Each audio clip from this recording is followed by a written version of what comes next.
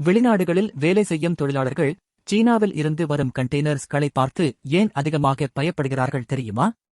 சீனாவின் முக்கிய துறைமுகங்களில் தொழிலாளர்கள் ஒவ்வொரு கோண்டெய்னரையும் முழுமையாக நிரப்ப முயற்சிக்கிறார்கள். அவர்கள் சரக்குகளை எப்படி ஏற்றுகிறார்கள்? தள்ளி, இழுத்து, அழுத்தி, உடலால் நெருக்கி, சில நேரங்களில் பெட்டிகளின் மேல் ஏறி நிற்கவும் செய்கிறார்கள்.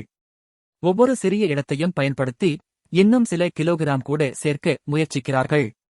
இப்படி மிக அதிகமாக நிரப்புவது அவசியமா? தொழில் விதிமுறைகள் தெளிவாக சொல்கின்றன. கண்டெய்னர் கப்பல் கட்டணம் நிரந்தரமானது.